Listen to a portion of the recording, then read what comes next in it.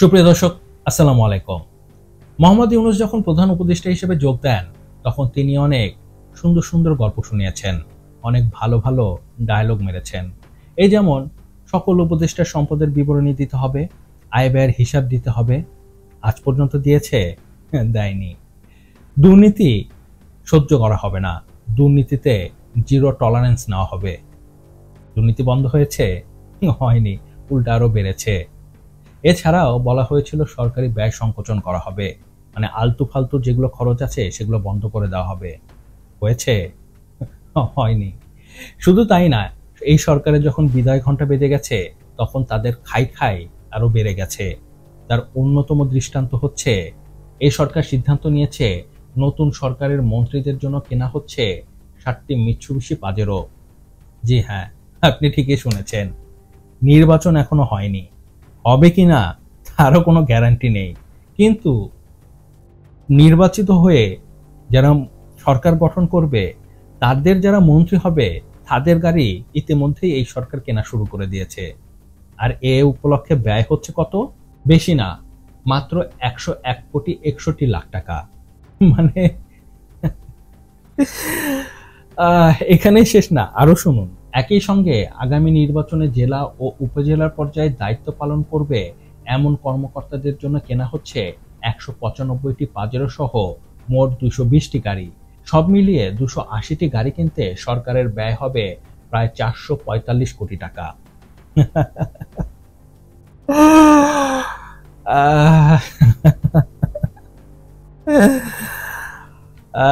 এই হচ্ছে সরকারের ব্যয় সংকোচন নীতির উদাহরণ।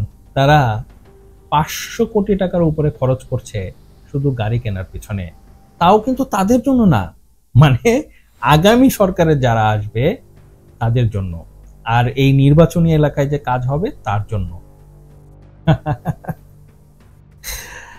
এখন প্রশ্ন হচ্ছে, আগামী সরকারের মন্ত্রীদের জন্য তার কেন গাড়ি কিনতে হবে?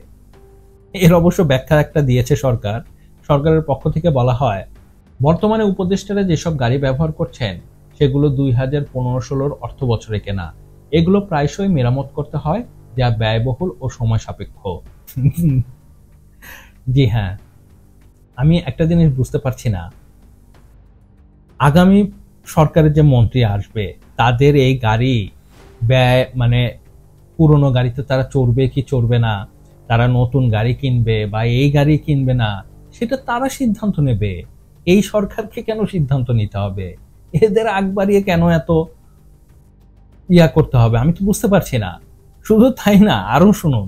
বিদ্যমান গাড়িগুলো দিয়ে ভবিষ্যতের দায়িত্বপ্রাপ্ত মন্ত্রী, প্রতিমন্ত্রী ও উপমন্ত্রীদের পক্ষে নির্বাচনী এলাকায় সফর, উন্নয়ন প্রকল্প পরিদর্শন সহ অন্যান্য জরুরি কাজ করা কষ্টসাধ্য হবে বলে প্রস্তাবে উল্লেখ করা হয়। মানে বুঝতে পারছেন, আগামী দিনে যারা মন্ত্রী প্রতিমন্ত্রী হবে তারা এসব গাড়িতে চড়তে পারবে না। পুরাতন গাড়িতে চললে তাদের কোমর ব্যথা হয়ে যাবে, মাথা ব্যথা হয়ে যাবে, তারা ঠিকভাবে কাজ করতে পারবে না। সেই চিন্তায় এই সরকার তাদের জন্য গাড়ি কিনছে।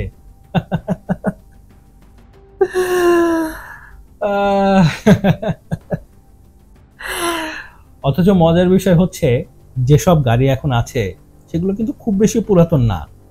এছাড়াও এই এই আওয়ামী লীগ সরকার, যে সরকারের পতন হলো, তারা তো খুব বেশি দিন আগে ক্ষমতায় আসেনি, তাদের মন্ত্রী এমপিরা কিন্তু নতুন করে গাড়ি কিনেছিল। তো সেই গাড়িগুলো কই? সেই গাড়িগুলোর কি হবে?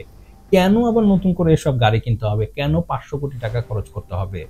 অথচ এই সরকার বলেছিল পরিচালনা ও উন্নয়ন বাজেটের আওতায় সব ধরনের নতুন যানবাহন কেনা বন্ধ থাকবে।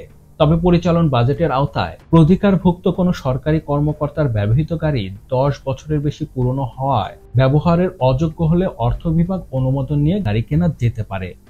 জি হ্যাঁ, এই সরকারি নিয়ম বানিয়েছিল মিনিমাম 10 বছর পুরনো, এবং সেই পুরনো গাড়ি যদি ব্যবহারের অনুপযোগী হয়ে পড়ে তখনই নতুন গাড়ি কেনার জন্য আবেদন করতে পারে, কিন্তু দেওয়া হবে তা কিন্তু বলা হয়নি। অথচ এই সরকার তার নিজের তৈরি করা নিয়ম ব্রেক করে এখন 550 কোটি টাকা খরচ করে গাড়ি কিনছে। এর সবচেয়ে ভালো উত্তর দিয়েছে টিআইবি থেকে। টিআইবির নির্বাহী পরিচালক ইফতেখারুজ্জামান বলেন, পরবর্তী সরকার বা মন্ত্রীরা কি গাড়ি ব্যবহার করবেন, কি গাড়ি কিনবেন, তার সিদ্ধান্ত বর্তমান সরকার কেন নিচ্ছে? এটা অন্তর্বর্তী সরকারের দায়িত্ব নয়। তিনি আরো বলেন, বর্তমান সরকারের ম্যান্ডেট এটি নয়, এর দায় তারা কেন নিচ্ছে বুঝে আসছে না। অনতিবিলম্বে এই সিদ্ধান্ত বাতিল করা উচিত। ইফতেখার সাহেব, তারা এই সিদ্ধান্ত বাতিল করবে না, কারণ আপনি বুঝতে পারছেন না, এটি শুধু গাড়ি কেনার সিদ্ধান্ত না, এখান থেকে অনেক খায়ের ব্যাপার আছে। আপনার কি মনে হয় 500 কোটি টাকা দিয়ে শুধু গাড়ি কেনা হবে? আরে ভাই, সবকিছু এত সহজ? আসলে এই সরকারের সময় খুব বেশি আর নেই, তাই যা পারছে তাই গিলে খাবার চেষ্টা করছে। যে দিক থেকে পারা যায় দুর্নীতি হচ্ছে। এই হচ্ছে সরকারের অবস্থা। নিজেই নিজের নিয়ম ভঙ্গ করে দুর্নীতি করছে। এরা নাকি বাংলাদেশকে সিঙ্গাপুর বানাবে।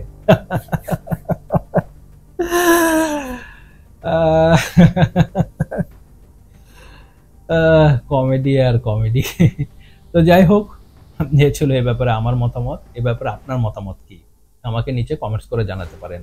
আর হ্যাঁ, ভিডিওটি কেমন লাগলো তো অবশ্যই জানাবেন, আর সাবস্ক্রাইব করতে ভুলবেন না। আপনার একটি সাবস্ক্রাইব আমাকে অনেক বেশি উৎসাহিত করে নতুন নতুন কন্টেন্টের কোয়ালিটি ভিডিও তৈরি করার।